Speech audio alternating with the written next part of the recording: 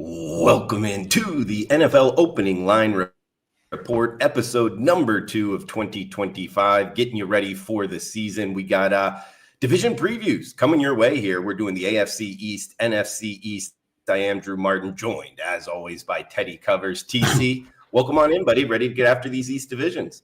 So I love it because, looking at mainstream stuff, there's not much out there right now. There really isn't. If you're looking for team previews, this is the place to come. Because there's nothing out there. So I love having this stuff. I love doing this prep early. We've got 8 teams that I'm prepped up on right now, AFC East, NFC East. And we're going to talk 3 things for every team. We're going to talk starting point, what happened last year, where the organization is, where the coaching staff is. So what our starting point is, some of the key stats from last year to think about when we analyze this year's team. We're going to talk about all the offseason moves, personnel-wise, coaching-wise, that sort of thing. And then we'll talk about this year's schedule and how that's going to affect our thought processes about these teams. So, yeah, Drew, let's get after it. I'm ready. It's June. It's football time. And, of course, all this in lieu. We're going each of the next 4 weeks, 2 divisions every Monday. And Wednesday, July 2nd, is the NFL season win total release. And, of course, that report 103-52 since 2001. 17-4 with the big tickets. This report I put a lot of work into. This report I'm proud of. This report you guys should get a part of. So you can get it right now. You can already lock in and get it the minute it's released. Just visit my page, wt.buzz/TC. Or obviously, if you sign up for any seasonal package, you'll get that report for free. Building the foundation here on the NFL Opening Line Report. That's exactly what we're doing, guys. So we're going to start off with the AFC East first. Of course, it finished with the Buffalo Bills being the only team that made the playoffs last year. And Teddy, I'll tee it up for you.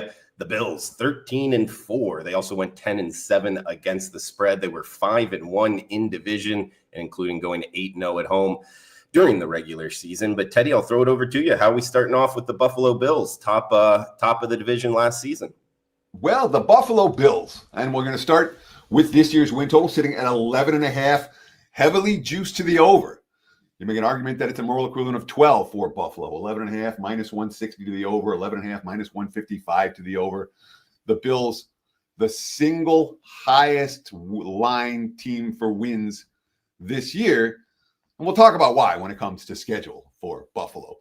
Last year, the Bills went 13-4. 2023, 11-6. 13-3 in 2022, 11-6 in 2021, 13-3 in 2020. So we're talking about a team that each year this decade has gone, they've made the playoffs each of the last 6 years. They've been in first place each of the last 5 years. Although it's worth noting, 11-6, 11-6, twice in the last 4 years. 11-6 does not cash over bets. And of course, prior to the last 6 years, the Bills hadn't won 10 games since 1999. So, Sean McDermott now in his 9th year as head coach. GM Brandon Beane has been here since 2007. He's engineered this entire turnaround for Buffalo. Offensive coordinator Joe Brady, defensive coordinator Bobby Babich, both in their second season. The Bills changed coordinators after the 2023 campaign on both sides of the football. Both guys that McDermott hired have returned for another year. The Bills were plus 24 in turnovers last year. And if there's one stat that stands out for Buffalo, that's the stat that says, wow, that's how they won, 13 games. Plus 24 turnovers. Now, note how far that is from the rest of the league. The number 2 team was plus 16. There were 8 turnovers better than anyone else. The number 3 team was plus 12. So basically, the Bills were off the charts good when it came to turnover differential. So we don't expect a team with a good defense and an elite quarterback to have a negative turnover differential. We don't expect that much regression from Buffalo this year. But plus 24, they ain't getting plus 24 in 2025. I wouldn't expect, although certainly the history shows that teams that have huge turnover margins one year don't necessarily have them the next. Last year, yards per play offense tied at number 6, 5.9 yards per play offensively, much better than average. The whole league was between 5.0 and 5.9 yards per play on defense. Really, the defensive yards per play numbers last year aren't great, although I will talk about them for a handful of teams. But Buffalo was middle of the pack in that regard. They were middle of the pack in terms of losses due to injuries. They were 5-2 in one-score games. And again, you expect teams with a good quarterback and a good defense to have a winning record in the one-score games. I'm not expecting significant regression from Buffalo in that regard. So that's our starting point for the Bills. We talk about offseason moves. And look, the biggest additions, Joey Bosa, Josh Palmer, were replacing guys they lost, Von Miller and Mac Hollins. Bosa at defensive end, Palmer at wide receiver, Miller at defensive end, Hollins at wide receiver. That being said, this was a team that really was much more concerned about re-signing their core players. Josh Allen got the contract extension. Greg Rousseau got re-signed, $80 million. Khalil Shakir got re-signed. Terrell Bernard got re-signed at linebacker. Ty Johnson at running back got re-signed. Reed Ferguson got re-signed at long snapper. Damar Hamlin came back as well. So in terms of the big free agent signings, Michael Huck, the defensive tackle, Joey Bosa at the edge, Palmer at receiver. But this wasn't a team that was going to be able to make big moves in that regard. Larry Ogunjobi at defensive tackle. They weren't in position that they were going to dramatically be able to add impact free agents. That being said, they were able to retain the core of their team, and the roster's built pretty well. You look at the draft, Maxwell Hairston, the cornerback in the first round, TJ Sanders in the second round, the edge rusher Landon Jackson in the third round, the defensive tackle Deion Walker in the fourth round, cornerback Jordan Hancock in the fifth. So it's a team that certainly, when it comes to the draft, cornerback, defensive tackle, edge, top 5 picks all on the defensive side of the football, that's where they felt they needed to spend their draft capital. We talk about the schedule for 2025. And there's one big negative. They're bottom 5 in rest edges. They don't get a lot of rest edges. Opposing teams have rest edges against Buffalo. But we look at this year's win totals to evaluate this year's schedule. And this is one of the top 5 easiest schedules in the NFL. AFC teams get 9 home games, 8 road. AFC East teams face the AFC North and the NFC South. Not the 2 toughest divisions in the NFL this season by any stretch of the imagination. The Bills 3 extra games, KC, Houston, Philly. Tough, but again, the meat of the schedule is not. And you look at the start for Buffalo.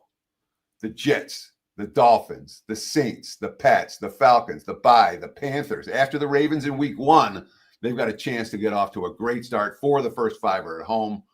There's reason, ample reason, and good reason why Buffalo is lined higher than any other team in the NFL this season. The schedule is easy. The roster's loaded. Great start here, Teddy. Top of the AFC East division. We'll head to the next team. We'll go down in order of how they finished last season. We got the Miami Dolphins last year, 8-9, their overall record, guys. 7-10 against the spread is what I'm seeing. 8-9 over under as well here, Teddy. So a lot near 500 for the Dolphins. Of course, injuries have been a little bit of an issue at the quarterback position, a little bit of an issue, putting it lightly, for this team over the last couple years. But I'll throw it over to you. 8-9 last year for the Dolphins. How are you viewing the Fins this season? So ironically, you're like, okay, we'll put them in order of how they finished last year. I have them in alphabetical order. So Buffalo, Miami, New England, New York. Same thing for the AFC, for the NFC. So in this one, it's easy. And the NFC East is not. They did not finish in alphabetical order. That being said, Miami in alphabetical order, the second of the 2 teams in the AFC East. And Miami right now lined basically 8.5 wins, juice to the under. So this is a team. It's basically, if you're taking the juice out of the equation, they're lined as an 8-win team, a sub 500 squad. I'm seeing 8.5 plus 130 to the over. So heavily juiced to the under on the 8.5 for Miami. Last year, they finished 8-9, second place, 11-6 in 2023, 9-8 in 2022, 9-8 in 2021. So this team's been pretty good, not great. And really, 3 of the last 4 seasons, they've been bouncing around 500. Head coach Mike McDaniel now in his 4th season on the job. Offensive coordinator Frank Smith also in his 4th season. Defensive coordinator Anthony Weaver in his 2nd season, so no significant coaching changes. Now, my numbers showed that last year, again, Each week I write down my powering number. I track it on a spreadsheet. The powering number of their opponent the week the game was played. And based on those numbers, Miami, according to my numbers, had the second weakest schedule in the NFL last year. Based on my powering numbers for their opponents the week the game was played. So they went below 500, 8-9 for the season, and they did it against a particularly weak slate of opponents. So you say that 8-9, yeah, they were worse than that. Now, they were slightly worse than average when it came to injuries. They finished -5 turnovers. Again, the -5 turnovers, it's not significant. The slightly worse than average injuries, it's not significant, at least not for this better. We talk about the offseason for Miami, and they didn't really have a whole lot of money to spend on free agency. They were hoping to invest in the offensive line and add depth in the secondary. I think they were able to accomplish one of those two goals. Not both of them. There are big concerns for Miami when it comes to their receiving core. I'm sorry, their cornerback core. And of course, Miami's put a ton of money into the offense. Tua has gotten paid. The receiving core has gotten paid. And that's left them with some fairly significant concerns when it comes to filling other roster holes. That's why Miami's not being viewed as a contender in this division this year, the way that obviously Buffalo is. Draft-wise, Kenneth Grant out of Michigan in the first round on the defensive tackle, also picked up Jordan Phillips, so a pair of DTs. But again, Jordan Phillips, a fifth round. They only had 2 draft picks in the first 4 rounds, 1 defensive tackle, 1 offensive guard, the kid out of Arizona who might be pretty good. But by and large, it's not a team that's likely to get a ton from the draft simply because they didn't have the top draft choices. When we look at who they were able to sign, James Daniels in the offensive line, Zach Wilson as a backup quarterback is nothing to be particularly excited about when it comes to talent acquisition for Miami. If they're going to make a run this year, they're going to have to make a run largely with last year's personnel. Now, this year's schedule, there are some real positives, all right? They have a top 5 rest advantage. It's multiple weeks in which they've got more rest than their opponents, or they catch their opponents on short weeks. They're bottom 10 in strength of schedule based on this year's win total, so easier than average schedule. AFC East teams face AFC North and NFC South opponents. Their 3 extra games, the Chargers, the Commanders, the Colts, so not necessarily easy in that regard. Both the Chargers and the Commanders are supposed to be pretty good. They do have, from a scheduling, hey, take note of this standpoint, they had a bunch of late cold weather road games at New England, at the Jets, at Pittsburgh, all December and January. That's not necessarily a positive sign for Miami. And again, we look at the personnel-wise, we're not thrilled with the Dolphins. They look to me very much like a 500-level team, which is about where they're priced. Teddy, next team up, we got the New York Jets here, 5-12 last year, 6-11 against the spread. New England Patriots. We're going in alphabetical order. Okay, New England Patriots, guys. We got New England Patriots last year finishing at the bottom of the division, 4-13 overall. We got them 7-10 against the spread, over/under. More of an over team, 11-6 towards the over. So the Patriots, bottom of the division last year. You see them climbing up this year, TC? Well, the markets certainly do. New England's lined 8.5 wins, and they're taking over money. All right, they were 8.5 wins, plus 100, plus 130 even at the Westgate, and now I'm seeing -110, -120, -115 for New England at the 8.5 number. So a team that's been pretty bad. They went 10-7 in 2021, then 8-9 in 2022, 4-13 in 2023, 4-13 in 2024. So back-to-back 4-13 seasons, 3 consecutive losing seasons, and obviously it's a whole new staff for the Patriots. New head coach Mike Vrabel, new offensive coordinator Josh McDaniels. I guess we'll call him a new offensive coordinator. What's his 3rd stint in New England now? But under Vrabel, he's a new OC here. It's a new offense for New England for what they have to learn. New defense coordinator Terrell Williams. So it's all new. Last year, they were bottom 5 in injuries, one of the 5 most injured teams in the NFL. They finished -11 in turnovers. That is significant, when that far back from neutral in turnover-wise. 4.8 yards per play on offense, near the bottom of the league. Defense was about league average, 5.5 yards per play allowed. So much of their problems last year, the defense wasn't good. The offense was even worse. Now, this team had money, and they spent it. They spent a ton of money. And, of course, they had many, many holes. They wanted to overhaul the defense. They wanted to overhaul the receiving core. They still had offensive line issues. And you look at the free agents they signed. I mean, New England opened the checkbook. $104 million for Milton Williams at defensive tackle. Steph Diggs got $70 million. Carlton Davis at cornerback got $60 million.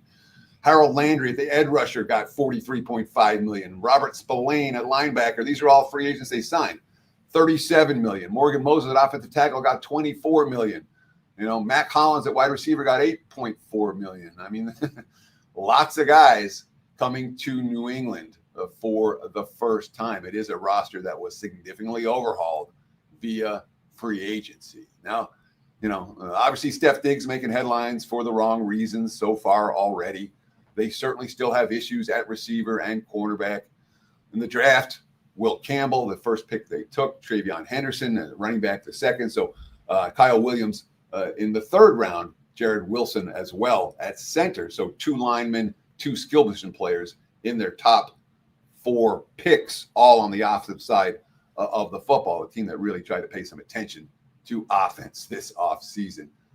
Now, when we look at their schedule, we say, why the heck is this team who's been, again, I understand they put money in free agency and they had money to spend in free agency. I understand the coaching staff's been overhauled, but 4-13, this year they got to get a 5-win improvement in order to cash season win totals over. What the heck? Well, this is why. Patriots play a grand total of 5 games all year against teams expected to have a winning record. They don't play any games against teams that had a monster season last year. Only 3 games that teams had 11 wins last year. Second easiest schedule in the NFL based on this year's season win totals. Again, AFC East teams play AFC North and NFC South. Their 3 extra games, Vegas, Tennessee, and the G-Men. You look at the numbers, and again, there's power ratings there. There's a point spreads up for every game all season right now. The Patriots are favored 7 of their first 9 games, and they're plus 2.5 in another one. In an 8th game at Miami. Only game they're big dogs in is Buffalo, so there's legitimate reason to be optimistic about New England and their ability to start the season. Whether they'll be able to maintain it's another question, and whether they're going to be able to live up to the expectations that the markets have for them as being a 500 level squad or better is another question. But schedule-wise, the Pats have it real easy, and they did put a ton of money in the offseason into win now type of moves. Like the analysis there, TC. I mean, usually tricky handicaps, teams that have those season win totals a lot different than last season. So we'll see what happens with the Patriots. Getting to the New York Jets up next, 5-12, finishing 3rd place in the division last season, just 6-11 money burners against the spread. They were an over team. I'm seeing 11-6 towards the over. But TC, what are we thinking with the New York Jets? We did have a question last week, which we always appreciate, in the comments below. What's your opinion on the Jets making the playoffs this season, TC? So I'll throw it over to you. New York Jets up next. So let me start with this. If you like this type of analysis, please just give us a thumbs up. That's all we ask.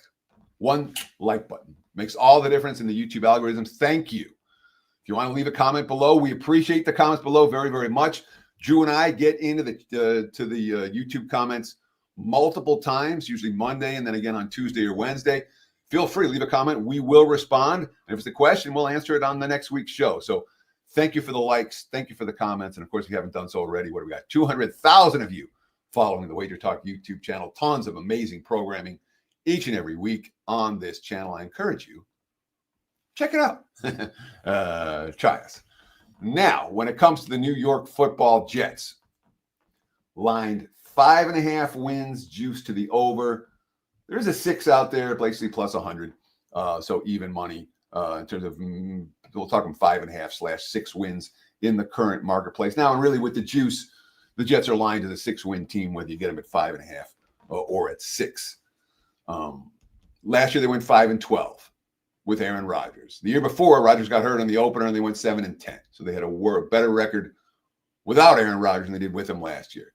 7-10 in 2022, 4-13 in 2021, 2-14 in 2020, 7-9 in 2019, 4-12 in 2018, 5-11 in 2017, 5-11 in 2016. You got to go all the way back to 2015 for the Jets have even had a decent year. You know, I mean, they've been pretty god-awful for a pretty long time. If you've been betting Jets win totals under, you've done fairly well. And when you look at the numbers from last year, again, they were -2 in turnovers. It wasn't a turnover problem. They had the number 2 defense in the NFL in yards per play allowed. Only Philly was better than the Jets when it comes to the defense. That being said, the offense only gained 5.2 yards per play. That was worse than average. They went 3-7 in one-score games. They had more injuries than the average team. And the chemistry for the Jets last year was a team that found ways to lose games, not found ways to win them. Obviously, in the offseason, new head coach Aaron Glenn, new defense coordinator Steve Wilks, new offense coordinator Tanner Engstrand. It's worth noting for Steve Wilks, who just got rehired. I went back and look. I'm like, I feel like I've written bad things about Wilks many times. Wilks' last 5 jobs have lasted exactly 1 year. He got fired by Arizona after 1 year, fired by Cleveland after 1 year, fired by Missouri after 1 year, fired by Carolina after 1 year, and fired by San Francisco after 1 year. Last year, he was an advisor for the Charlotte 49ers in college football. So that's 6 straight 1-year jobs for Steve Wilks. I thought it was an interesting hire. We'll leave it at that. When it came to the off-season for the Jets and what they were able to do, again, this team had salaries, cap constraints. This team had significant issues when it came to guys they have to replace, veterans that have to go. There was lots of holes for the Jets to fill and not a lot of money for them to fill them. You know, they re-signed Jamin Sherwood at the linebacker. They re-signed Tony Adams at safety, but in terms of big moves, Justin Fields is the big move. And then Andre Cisco at safety, Brandon Stevens at cornerback. I mean, 3 additions in that regard. We'll talk about Justin Fields in just a minute. In the draft, the Jets actually had some capital this year. Offensive line, the number 1 pick, Armin Membo from Missouri. Tight end, targets for Fields in the 2nd round, and Mason Taylor. They got cornerback help. They got safety help. They got linebacker help. They got receiver help. I thought it was a solid draft for the Jets in terms of getting positions of need, and because they had so many positions of need, it was a concern. Now, there's still questions when it comes to the Jets secondary this year. I think they have, they got issues at wide receiver. There's issues on both lines, offensive, defensive lines. But this is a team, again, last year with a lot of the same personnel, they were expected to be really good. The year before as well, they were expected to compete for the playoffs. And obviously never lived up to those expectations, but personnel-wise, they weren't bottom of the league. I don't think they're bottom of the league this year. This schedule, middle of the pack strength of schedule-wise, AFC East faces, again, AFC North and NFC South. There are 3 extra games for the Jets. They kind of got hosed here. Dallas, Denver, Jacksonville, 3 teams, all of which I think are going to be better than they were last year. 3 third-place teams from a year ago that should be better. Now, they have a bunch of home games down the stretch that are winnable. Carolina, Cleveland, Atlanta, Miami, New England. Winnable home games down the stretch. They face Aaron Rodgers week 1 in Pittsburgh. That'll be a lot of fun. For the question that, again, I remember that you brought up, Drew, do the Jets have a chance to make the playoffs? Yes. I think they do. And if I'm going to bet the Jets, I'll put it this way. The Jets, from a personnel standpoint, from a strength of schedule standpoint, if Justin Fields can be a little bit better than Aaron Rodgers was last year, and Aaron Rodgers was not good last year. And, of course, how many games did the Jets lose because of their kicker last year? Remember that? Missing those field. The whole season turned when they missed that field goal against Denver. What was that, week 5, week 6? They had a winning record at the time. They missed a field goal at home, lost a game they should have won, and everything went south for the Jets after that. A locker room that wasn't good.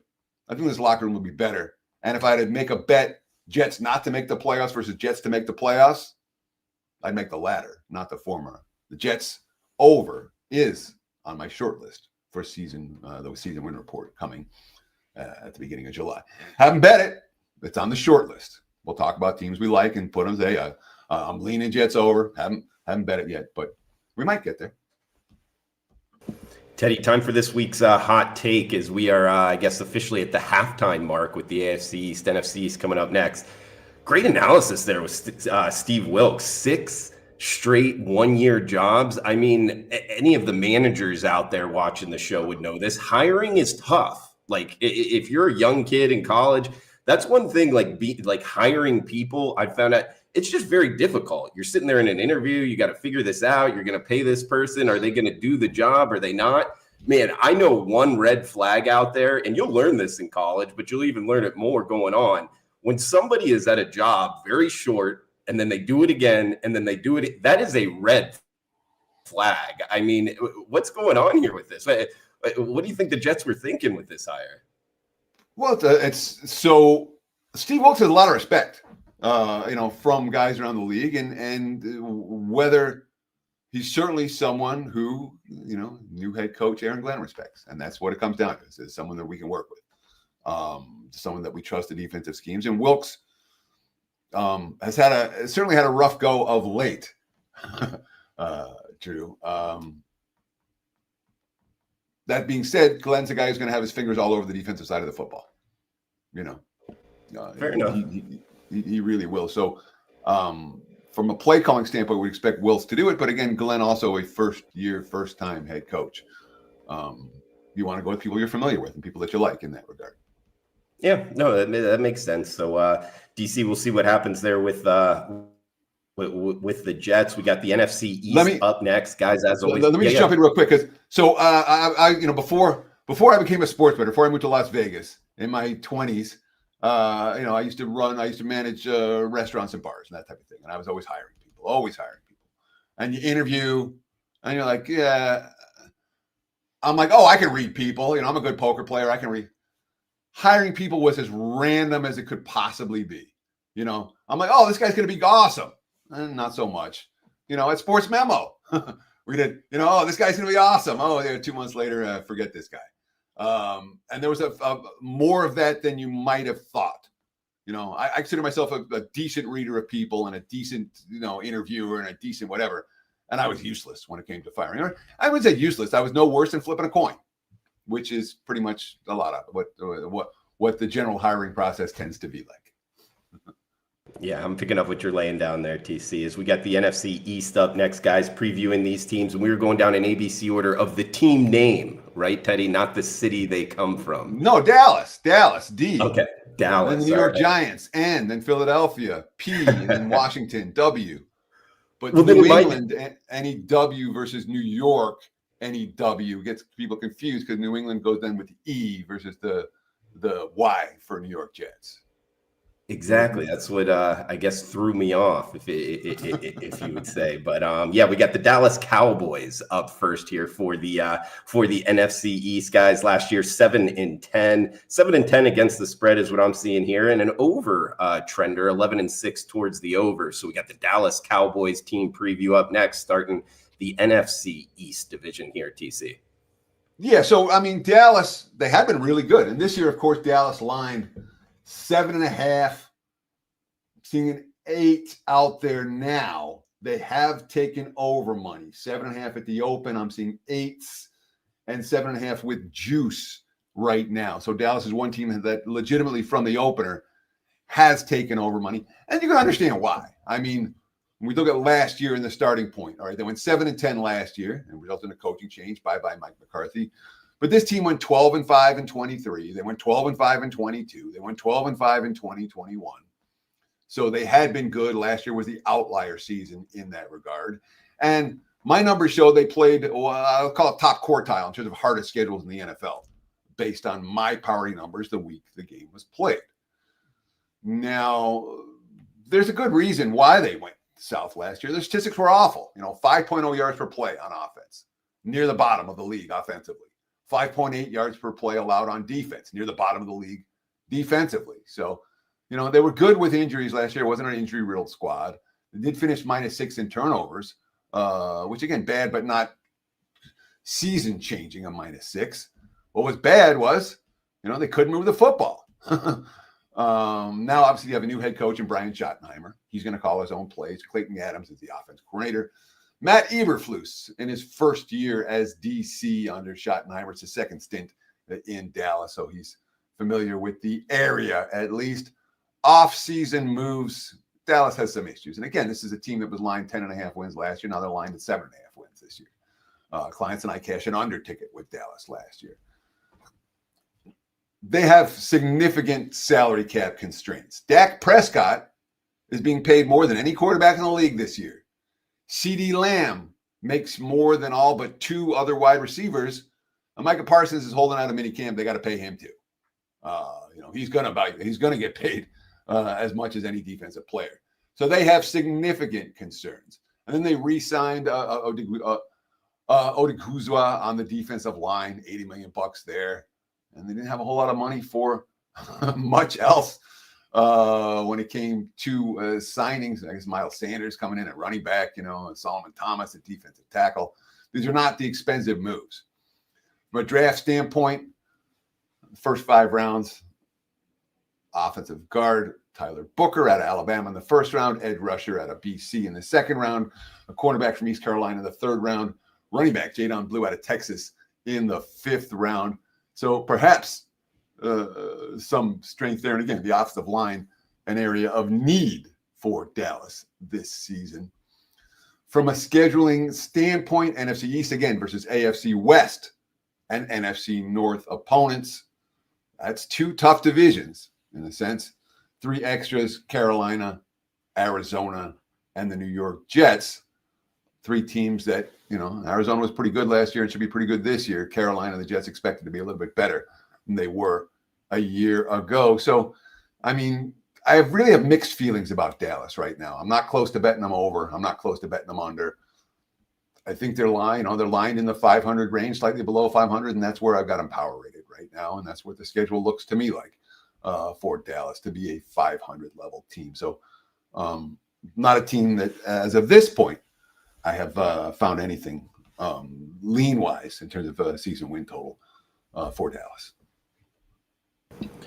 New York Giants up next, guys, at the bottom of the NFC East division last season. 3-14 overall. I'm seeing 4-13 against the spread, just 6-11 under trenders. They couldn't win at home. They couldn't win on the road here at TC. And the G-Men straight 0-6 in the division last year. So, hey, I guess one positive is only one way to go, but up. Almost only one way to go. What are we thinking here with the New York Giants?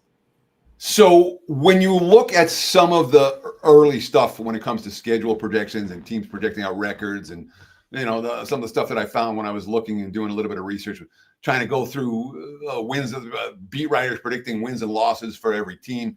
And somehow every team finishes up right by their win total. And the reality is that there's going to be, the lowest win total is the Giants. The highest win total is Buffalo, 5.5, 11.5. There's going to be 2, 3, 4 win teams, 5 win teams, many, multiple, more than 1 or 2. There's going to be 12, 13, 14 win teams in the NFL. They're going to be the outliers. And the betting markets don't necessarily price them in that way. They have to be, 5.5 in that sense for the team. And of course, the Giants right now, 5.5 juice to the over. Sorry, juice to the under, 5.5. I'm seeing plus 125 to the over, plus 100, plus 120 at various books. So, it's really the line closer to 5 than 5.5 for the G-Men. But there's going to be a handful of teams that aren't going to finish in that middle range, between 5.5 and 11.5 wins. There's going to be 4, 3, and 2 win teams. There's going to be 12, 13, and 14 win teams. It happens every year. And the guys who do the math models never seem to figure that out, which baffles me. But the 3-14 last year, 6-11 in 2023. They were they were a playoff team in 2022, 9-7. We cashed an over with the Giants that year, in fact, and I felt very, very lucky to do so. They stole a bunch of games early that year and got some chemistry. But again, that was an outlier season. 4-13 in 2021, 6-10 in 2020. 4-12 in 2019, 5-11 in 2018, 3-13 in 2017, Last time they were good was in 2016. They were 11-5. That was Eli Manning throwing to OBJ, Victor Cruz, and Sterling Shepard. That tells you how long ago that was. All right, Giants have been consistently bad, just like the Jets. New York football has been bottom tier for the better part of the last decade. Brian DeBall comes back for his 4th year as the head coach. We didn't know if he'd be back. He got it. Mike Kafka gets another chance as offensive coordinator, his 4th year. Shane Bowen, his 2nd year as DC. So it's not like they revamped the coaching staff. And I don't blame the coaches for the Giants' failures. Their failures have come from upstairs personnel-wise, much more than coaching-wise. That's being said, last year, -8 in turnovers, one of the 3 most injured teams in football, and 1-7 in one-score games. Those are all problems. Medium strength of schedule for the G-men last year. When it comes to off-season moves, they re-signed Darius Slayton, bring in Russell Wilson, obviously, is the key guy. Jameis Winston as well comes to the G-men. They signed Paulson Adebo out of the cornerback as an impact move. Javon Holland comes as well.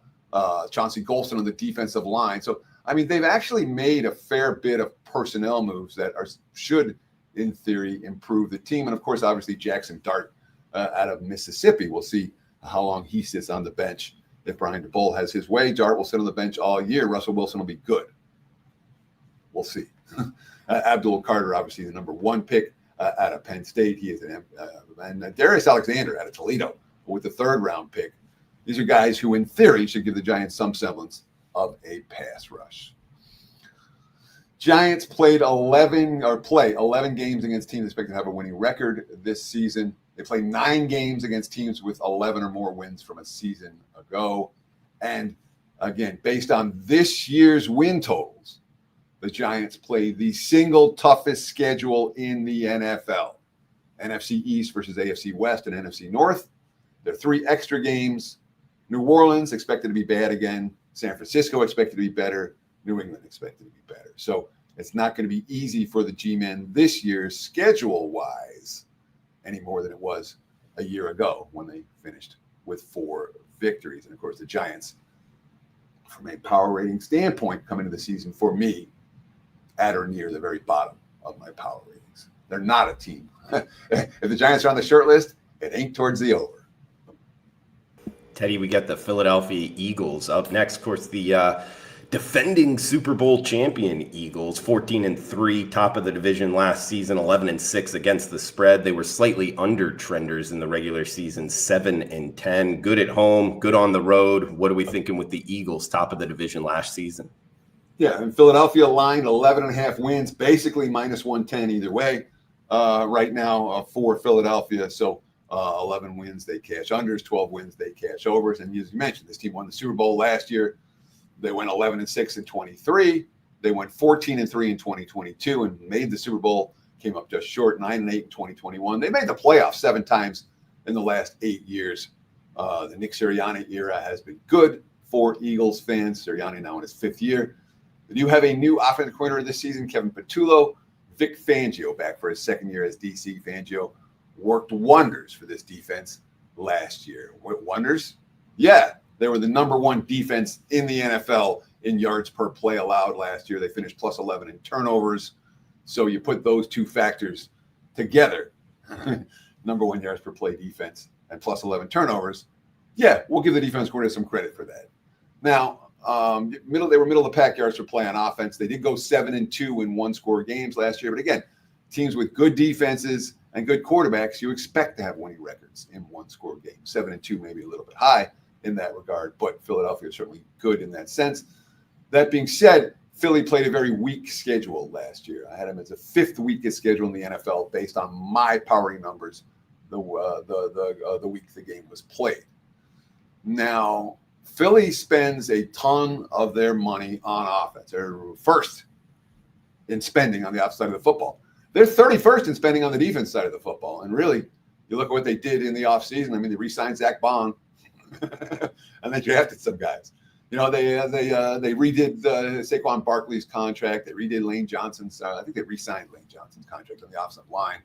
But basically, there wasn't a whole lot of move to make big free agent additions for Philly, and they did their best to sign Bond, who was obviously a revelation for that team last year.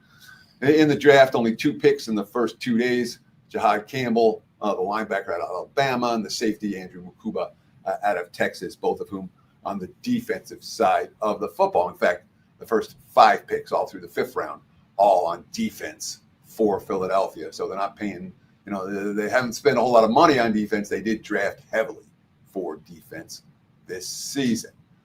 Schedule-wise this year, my numbers show this one of the 5 toughest schedules in the NFL. So they went from very easy last year to much, much tougher this year. NFC East versus AFC West and NFC North. There are 3 extras: the Rams, the Bills, the Bucks. No gimmies out of that trio for Philadelphia. And obviously, when you're the Super Bowl champs, you've had an offseason of partying, and everyone's gunning for you. I'm not convinced that Philadelphia is going to be able to match last year's elite performances. That being said, I don't know if I'm excited about paying Philly under, but if the lean here would only be towards Eagles under their win total, not over. Guys, we got one team left, the Washington Commanders here in the NFC East. Any questions? Fire away in the comments below. We'll answer them on next week's show. Teddy, a question for you here from doing the show with you for many years.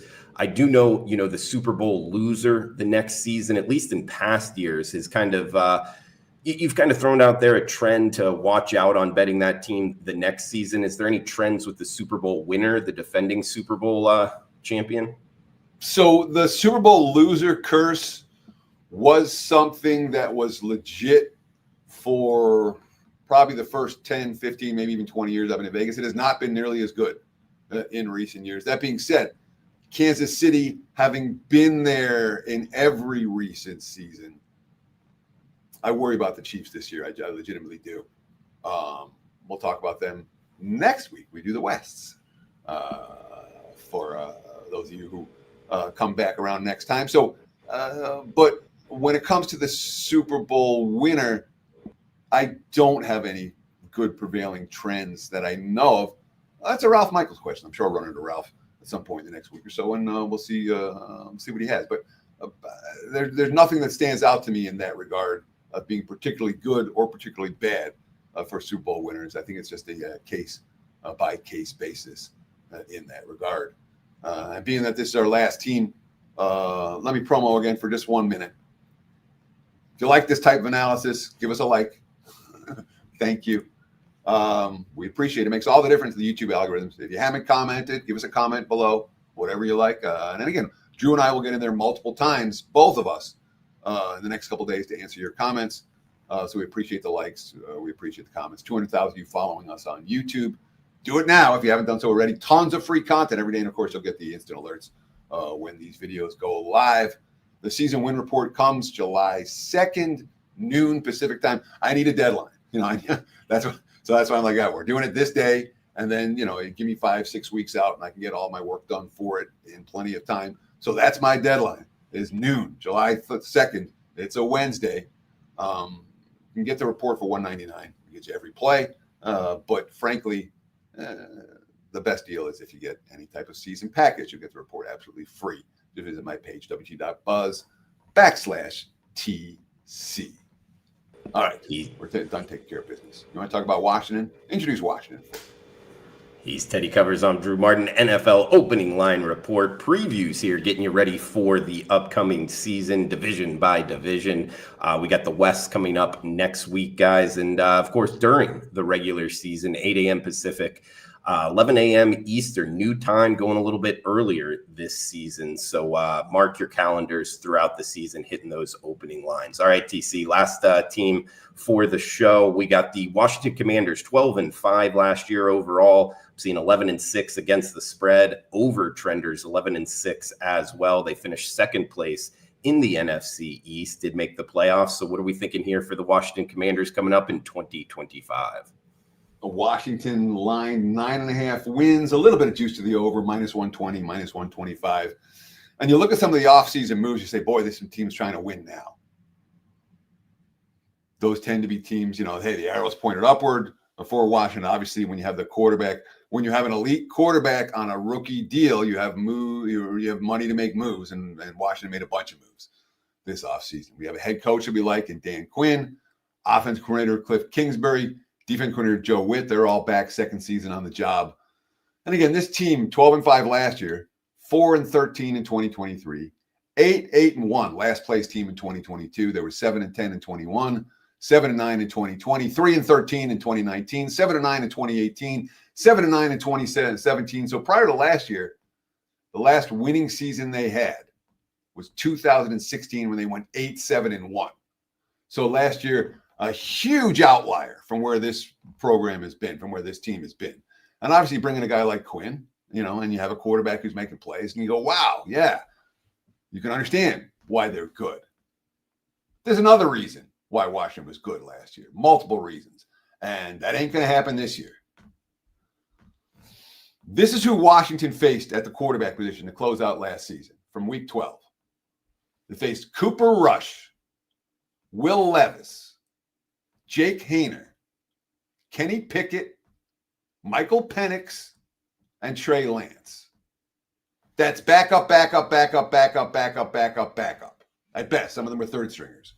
My numbers show that Washington last year, the game the week was played, faced the single easiest schedule in the NFL. Way easy. There's something else that happened last year for Washington that really stands out. And again, they were better than average regarding injuries last year. They didn't have many injuries.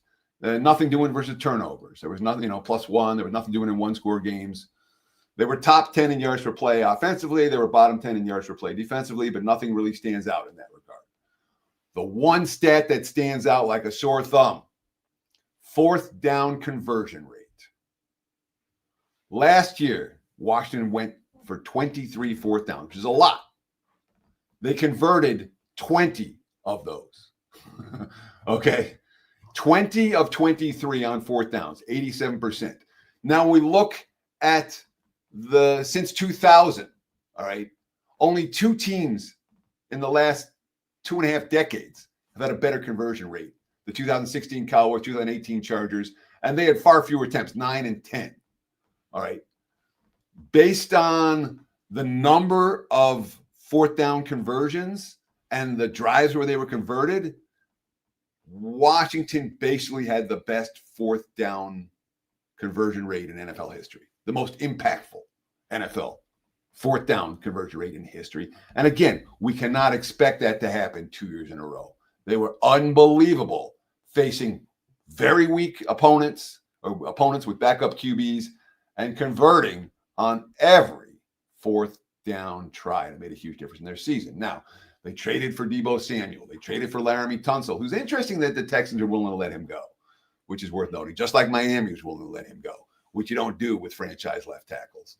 The Javon Kinlaw, defensive tackle, a win now move. These are veteran guys who Washington's saying, we're going for it. Of course, this was a roster that was fairly depleted. The Ron Rivera regime was not good when it came to successful draft choices. Adam Peters, obviously, as the new GM, has done better in that regard. And all the moves they made, again, the lots of gaps on the roster. They did Zach Ertz and Bobby Wagner and Andrew Wiley and Dante Fowler. They're all on the wrong side of 30 last year, and they're all on the wrong side of 30 again this year, all older. And that's what they basically did in the offseason. They got older. Now, a couple of impact draft choices. Trey Amos out of Mississippi in the second rounder. Josh Connolly out of Oregon, the offensive tackle, is the first rounder. But it's not like they had a ton of draft choices. Those were the only two in the first 2 days that they had. Jalen Lane, the wide receiver out of Virginia Tech, the only guy they had before the 6th and 7th round other than those two. Then we look at this year's schedule. Bottom 5 rest disadvantage for Washington. All right. Lots of opponents. They get the Chicago off their bye. They get Seattle off their bye. They get the G-Men off their bye. They have 2 short week road games in Green Bay, week 2, week 7 in Dallas. So from a scheduling standpoint, rest disadvantage, not good. NFC East versus AFC West and NFC North, two fairly tough divisions.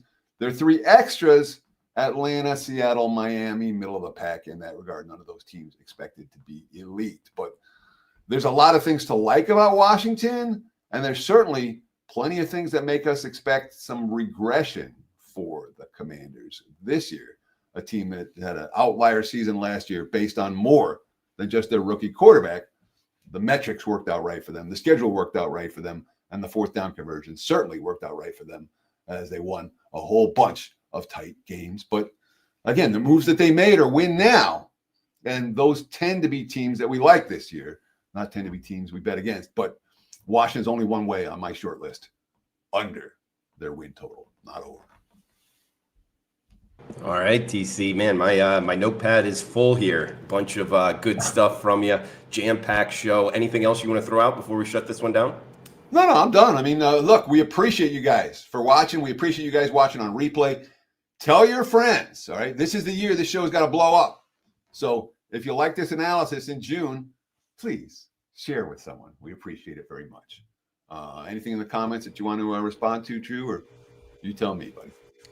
Well, we'll know for next week in terms of the comments on this show, guys. So drop them there in the comments below on YouTube. It helps grow the show as well, the algorithm. But so we'll answer any questions. We'll be in there chiming in as well throughout the week. So fire away in the comments. Smash that like button for Teddy Covers. I am Drew Martin. Huge shout out to Dan Alexander behind the scenes. Guys, that does it for the East Divisions. We'll be back next week for the West Divisions. Come back and join us. Until then, cash those tickets. Thanks for tuning in.